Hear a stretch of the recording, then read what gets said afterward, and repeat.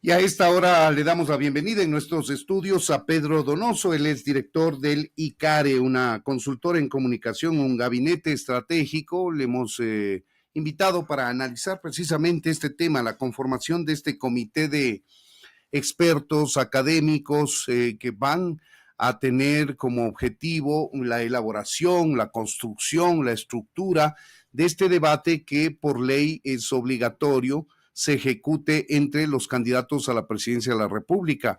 Hay discusiones también para que el debate, no siendo un tema obligatorio por ley, para los candidatos a la vicepresidencia también tenga la oportunidad de que estas personas, en su mayoría en esta vez mujeres, puedan confrontar sus ideas. Vamos a ver si esto cuaja y si se lleva a cabo. Sería muy interesante, más allá del número enorme de candidatos que tenemos, que hace ciertamente más difícil la práctica de la confrontación de ideas. Pedro Donoso, bienvenido a Ecuador Radio. Buenos días. Gracias, Freddy, por la invitación. Encantado de estar aquí. Antes de eso, quisiera, por el conocimiento que tú tienes, el manejo de comunicación estratégica, política, conocer tu criterio respecto de este nuevo capítulo de confrontación que creemos se avecina con la decisión de la Asamblea de archivar en primer debate este proyecto urgente del Ejecutivo denominado Antipillos y la respuesta inmediata del Ejecutivo de decir, no señores, ustedes por ley no pueden mandar al archivo un proyecto de ley urgente en el primer debate, sino en el segundo. Así que vamos a esperar que debatan en segunda y ahí veremos qué pasa. Y resolvió devolver a la Asamblea inmediatamente ese archivo que, dicho sea de paso, ya resolvió, se ha publicado en el registro oficial la Asamblea Nacional. ¿Cuál es tu criterio? Bienvenido nuevamente, Pedro. Buenos días. Buenos días, gracias. Creo que finalmente esta será la tónica porque la campaña ya empezó. Es decir, al gobierno también le es funcional la Asamblea en el sentido de construir su legítimo contradictor, digamos, ¿no?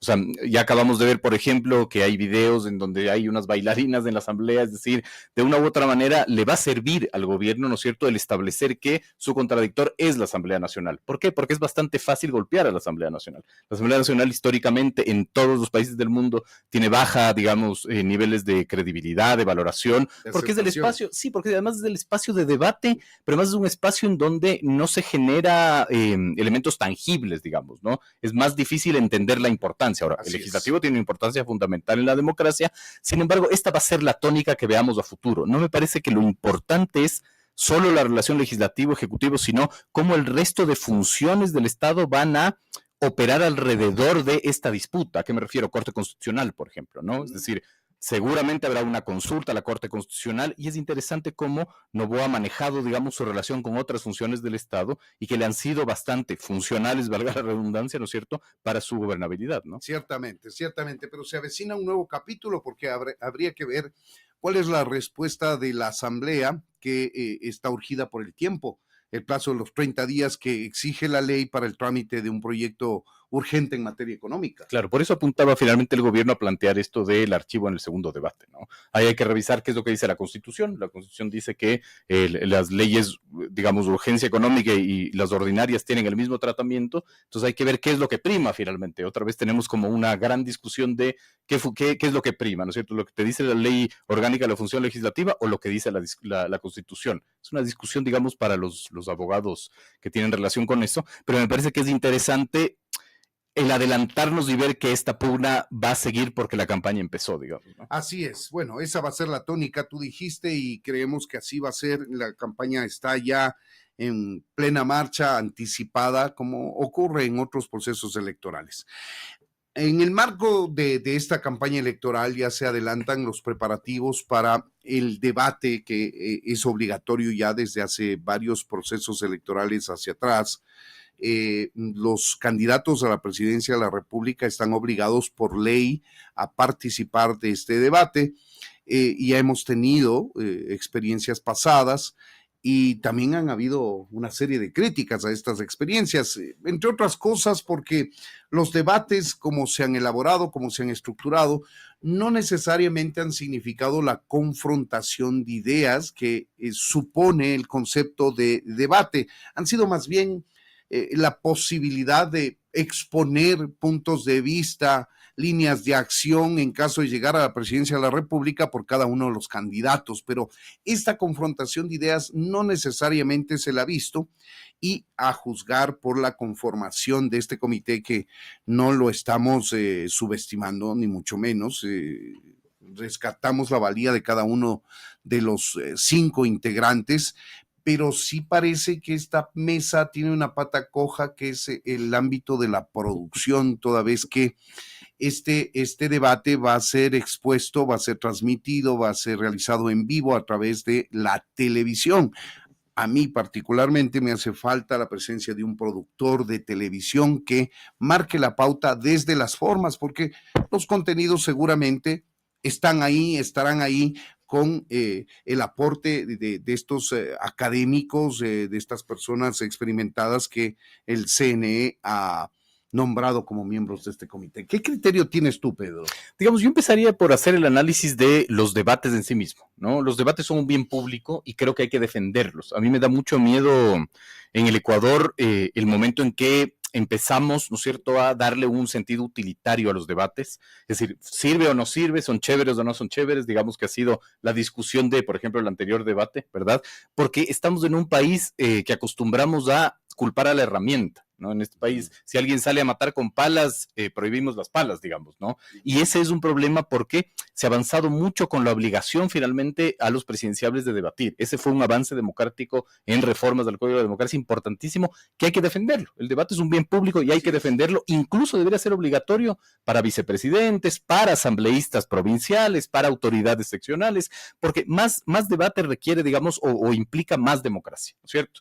Sin embargo, lo que tú dices, Freddy, es clave. Es importante entender que el debate no puede ser solo tratados del ámbito académico, no solo tratados del ámbito conceptual, porque requiere finalmente una producción en el ámbito también de, lo voy a decir, digamos así, del entretenimiento, entre comillas. Es un ¿no? show, dices tú. Es un show finalmente, y está bien que lo sea, ¿no es cierto? Porque hay que conducirlo bien. Entonces, seguramente va a haber un productor de televisión. El tema ahí es que no forma parte de el comité. Me refiero al comité, que pueda incluir sus conceptos en la estructura previa que el productor de televisión lo va a ejecutar cuando sea el programa. Pero que tenga el mismo peso político que el resto de miembros del comité. Esa es la clave. Claro. Porque el Consejo Nacional Electoral nos va a decir, sí, vamos a contratar un productor, pero el problema es que el productor ahí va a ser un empleado, ejecutor. Exactamente, un ejecutor de lo que decidan finalmente estas 5 personas. Entonces, ese sería como el primer análisis, la importancia política de los debates. Y lo segundo que me parece importante también es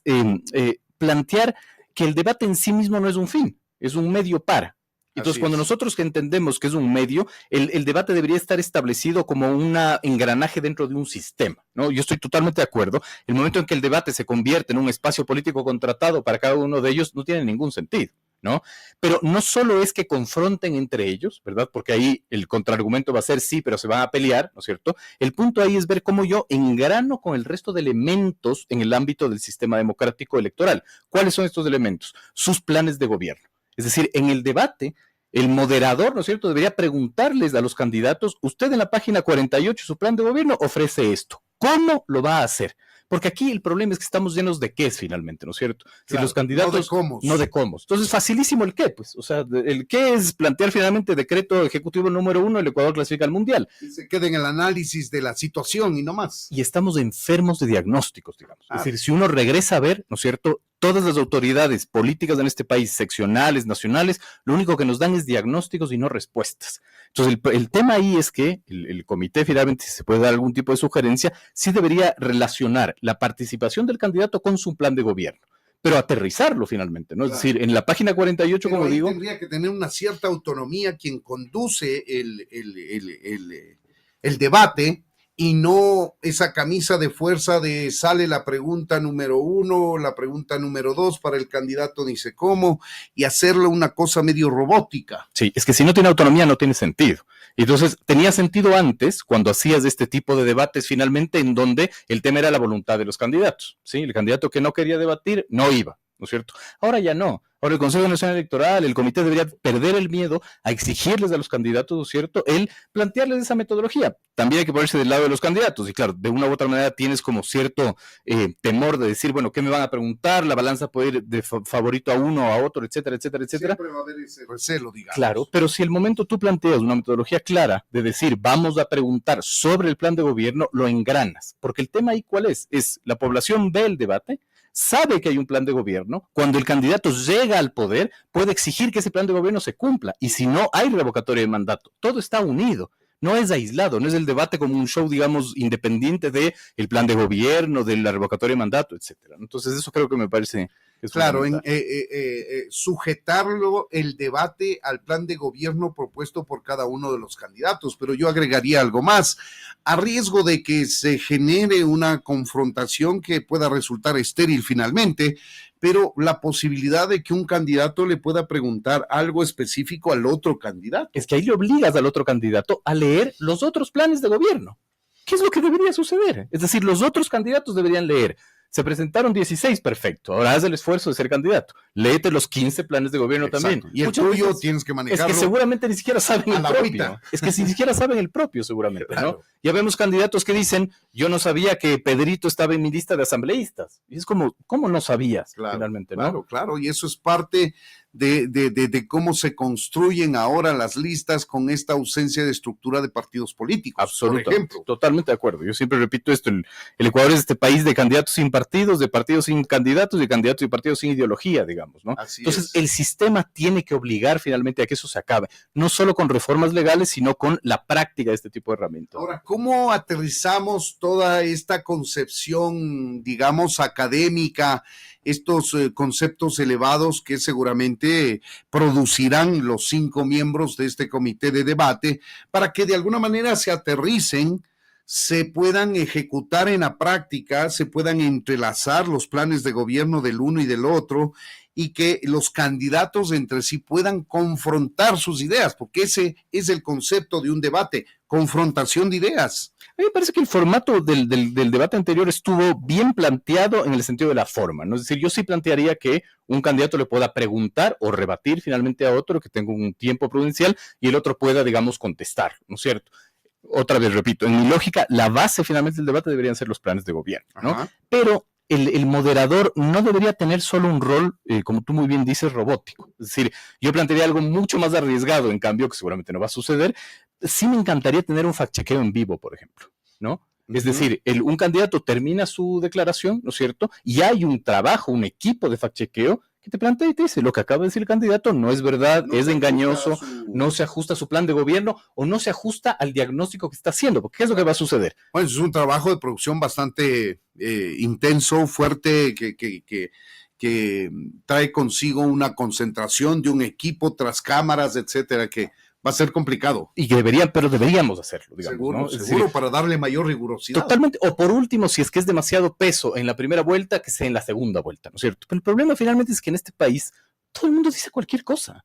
O sea, la impunidad social en este país es impresionante. Claro, ¿no? queda en el papel, queda en el papel o en las ondas hercianas o televisivas. Exacto. Entonces, es terrible finalmente cuando tú planteas que un candidato, que un ministro, que un político, que un alcalde, lo que sea, da un diagnóstico que no es real. Es decir, y además en este país generar información es tan complicado, y este país produce de muy poca información, entonces alguien tiene que por lo menos fact-chequear las cosas que se dicen. Claro, ahí el riesgo es que el candidato, pues acorralado o que se le cogió en offside con algo que no está en su plan de gobierno, diga, están manejando el debate en mi contra y en favor de Pepito, de Juanita o de quien fuese. Ese es el riesgo, evidentemente, digamos, ¿no? Por eso, a la larga, las reglas tienen que ser claras, lo más transparente posible, pero claro, finalmente, digamos, los candidatos que se ven acorralados van a utilizar esa narrativa, ¿no? Ahora, tenemos menos riesgo porque, repito, como el debate es obligatorio, ya no tienes del gran riesgo de que los candidatos no vayan, se bajen, etcétera, ¿no? O sea... Ahora, Pedro, son las 7 de la mañana con 51 minutos para quienes se incorporan a nuestra audiencia. Conversamos con Pedro Donoso, director del ICARE. Analizamos el tema del debate obligatorio entre candidatos a la presidencia de la República y la conformación de un comité que tendrá a su cargo la elaboración de las preguntas, el formato, la estructura, etcétera, de este debate. Y estamos analizando precisamente cómo debería ser. Hablemos del número. El número sí le torna un tanto inmanejable, es un problema adicional que suma a la dificultad de generar una estructura adecuada que sea útil para los televidentes en este caso y que sea funcional, manejable para los candidatos. Por eso mismo tiene que haber una persona que entienda, y yo rescato tu criterio, que entiende y que tenga el mismo peso político de administrar un show, digámoslo así, ¿no es cierto?, en ese nivel de dificultad, digamos, ¿no? Eso es lo que te plantea la democracia y eso es lo que tenemos que hacer, ¿no es cierto? Es decir, por eso digo que me da mucho miedo a mí, porque ya los políticos pueden empezar a tergiversar la obligatoriedad. Como somos tantos, entonces solo hagamos el debate en segunda vuelta, ¿no? O cosas así. Es decir, el debate está planteado, es una obligatoriedad legal y el Consejo Nacional Electoral tiene que poner todos los recursos, ¿no es cierto?, para que este debate pueda ser procesado por la gente. ¿Hay un nivel de dificultad? Sí, evidentemente. Habrá que ver si es que se separa finalmente entre números de candidatos. Esto ya se ha hecho, no es nuevo finalmente, claro, ¿no? Pero igual son 15 candidatos o fórmulas presidenciales, dividir 8 y 7, 7 y 8, como fuese, igual 7 para confrontar ideas, para exponer tesis, para dar pequeños detalles de diferentes puntos en el contenido de su plan de gobierno. Es bastante. Es bastante, es complejo, seguramente sí, hay cómo hacerlo. Ya finalmente en unas seccionales, me parece que fueron las del 2019, una organización no gubernamental hizo debates en 3 cantones del Ecuador, por ejemplo, ¿no? Nada más y nada menos que en Guayaquil, cuando se presentaron 18 candidatos. Claro. Ahí no había obligatoriedad. Se pudo hacer, digamos, ¿no? Hay cómo hacerlo, pero el momento que tienes a alguien que entiende la importancia del contenido, pero también la importancia de la forma, ¿no? Y claro, tienes el mismo peso político. Ahora, tenemos, y aquí podremos, digamos, hacer una crítica por lo elevadas que son las preguntas, por lo conceptualmente construidas las preguntas que se elaboran desde el comité próximo pasado, el inmediato anterior, que de alguna manera no le aterrizan en la práctica, le dejan un poco en la nebulosa a ese público disperso, gigante, que le guste o no está atado a un debate porque es una cadena nacional, salvo que no prenda el televisor, la radio, ni ve el teléfono, estará libre de eso, sino es parte de, por decisión u obligado. Así es, pero es correcto, digamos, es decir, la formación, la cultura política tiene que irse conformando y regulando, ¿no? Es decir, es como ponerse el cinturón de seguridad, seguramente a nadie le gusta ponerse el cinturón de seguridad, pero lo hacemos, digamos, ¿no? Entonces me parece que eso es lo importante. Yo creo que se resuelve, sí, yo estoy de acuerdo, porque además estas preguntas en donde lo único que se quiere quizás es demostrar el nivel académico de los miembros del comité, se aterriza con el plan de gobierno. Claro, es que yo sigo insistiendo en el plan de gobierno. Lo puedes dividir en 5 temáticas, sean cual seas, ¿no es cierto? Inseguridad, economía, social, política, lo que seas, y planteas finalmente los cómo, ¿no? Entonces, está ahí, o sea, la hoja de ruta está en los planes de gobierno, ¿no es cierto? Y ahí incluso se va a desnudar la debilidad o la fortaleza de los planes de gobierno. Así y eso también hay que ponerlo en vitrina y en pantalla en prime time. Claro que sí, es que la puesta en escena de un debate pone en evidencia, por ejemplo, el contenido de un plan de gobierno, el dominio de ese plan de gobierno, de su contenido, la capacidad expositiva que tiene el candidato, la capacidad confrontativa que tiene el mismo frente a cuestionamientos de los otros, la capacidad de tolerancia que tienen los candidatos frente a las contradicciones. Totalmente, pero además la capacidad que tiene el candidato o los otros de contradecir las cifras, por ejemplo, de diagnóstico que esté diciendo.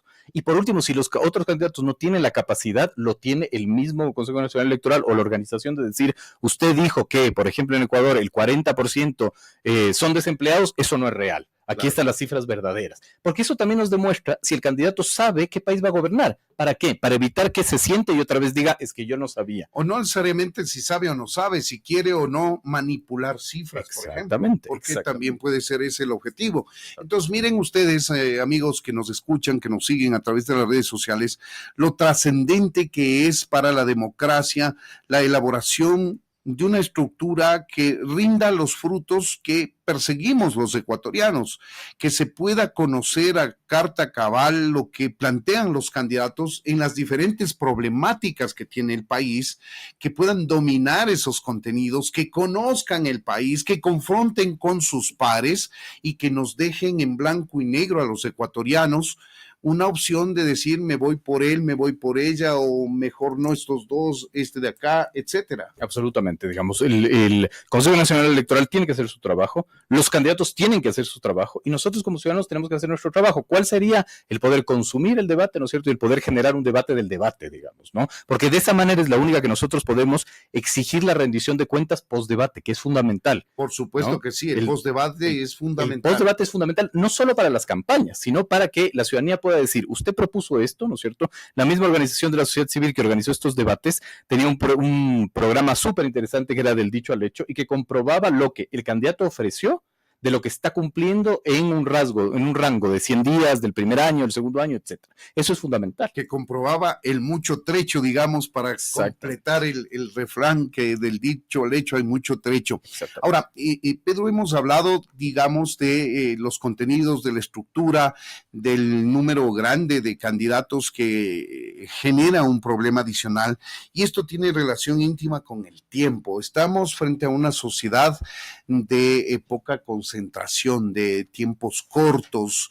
¿Cómo hacemos que un debate tan conceptual como es este, que esperamos que no sea tan conceptual, sino más aterrizado, precisamente por esto, no sea tan largo con el número tan grande de candidatos a la presidencia de la República, que logre concentrar la atención del público, que los contenidos que se emitan ahí, aunque sean técnicos, logren ser traducidos a un lenguaje más amigable, más elemental, para que puedan llegar a la mayor cantidad de ecuatorianos? Miren ustedes la complejidad que tiene esto. Lo del tiempo es un tema indiscutible, no se puede reducir finalmente. Hay que también perderle el miedo a que el debate no tenga el rating que todos queremos, digamos, ¿no? Claro, porque es un proceso en construcción. Rating, digamos, exacto, y es un tema en construcción, es decir, vamos construyendo cultura democrática de a poco finalmente, ¿no? Es decir, es presentar esto, por más aburrido que sea, nos va a servir finalmente y otra vez, el postdebate va a ser fundamental. ¿Qué va a hacer el Consejo Nacional Electoral en sí mismo después del debate? ¿No? ¿Cómo puede plantear pequeñas pastillas, por ejemplo, para que en redes sociales se vaya difuminando? Claro, yo me temo que no mucho. El tema del debate, Pedro, lastimosamente, siendo un tema importante, rescatable, como tú dices, que fomenta la democracia, la obligatoriedad, termina digo por los hechos, en el cumplimiento de un requisito legal. Sí. Y ahí se quedó. O sea, se hizo el debate, eso obliga a la ley, hay tienen el debate, ahí verán qué hacen ustedes. Ese es el punto. Es que ese es el punto, meterle un poquito más de ganas, digamos, ¿no? Pero el momento que ponemos un fact-chequeo, ¿no es cierto? Eso va a ser bastante interesante para por lo menos la ciudadanía que consumimos niveles de política. El fact-check que tú dices, ¿debería hacerlo el organismo electoral o podría hacerlo una ONG? Por ejemplo? Exactamente, es que no necesariamente tiene que ser, hay que tener mucha creatividad. Claro. Sobre los debates se ha escrito un montón, no somos el primer país que estamos organizando debates. ¿Seguro? Hay como ver experiencias, digamos, exitosas. Sé que el Consejo Nacional Electoral ha tenido asesoría además de varios organismos internacionales en esto, es decir, no hay que inventar el agua tibia, lo único que hay que hacer es ver aliados que puedan hacer esto finalmente, por ejemplo, Lupa Media en sí mismo podría hacerlo, etcétera. ¿No? Entonces, me parece que es fundamental, o varias organizaciones, ¿no? Entonces, me parece que es fundamental, primero, no tener terror finalmente a los candidatos, hay que arriesgarse de parte del Consejo Nacional Electoral a obligarles a debatir, porque ellos tienen que debatir por ley, y segundo, perderle el miedo también a que esto sea aburrido, porque de a poco hay que ir construyendo cultura democrática. Claro que sí, que el resultado de este debate sea el insumo fundamental para cada uno de nosotros, hacernos una idea, tomar partido, tomar posición y ejecutar un voto responsable. Ese es el fin, yo creo, Pedro. Absolutamente, y el fin también es de entender que el debate no es un fin, sino es una herramienta, ¿no es cierto?, de un gran sistema que conecta el resto de cosas. Seguro que sí. Ahí tienen ustedes, amigos. Queremos agradecer a Pedro Donoso, director de ICARE, dándonos su punto de vista respecto de lo que significa el debate presidencial que por ley tiene que realizarse, que ya lo convocó el Consejo Nacional Electoral, que ha organizado o ha conformado un comité de expertos que se van a encargar del contenido, de la estructura, pero desde estos micrófonos abogamos a que se tomen en cuenta todos estos aspectos que son importantes, diría yo, importantísimos para que este debate signifique un verdadero aporte a la democracia y le genere una idea clara, en el mejor de los casos, a los electores, y no sea el simple cumplimiento de un requisito. Absolutamente, totalmente de acuerdo. Con esto terminamos con Pedro Donoso. Te agradecemos por habernos acompañado, Pedro, por tus conocimientos, por tu tiempo. Son las 8 de la mañana con 1 minuto. Esto es Ecuador Radio, primera emisión, a través de Radio Quito y Radio Platino.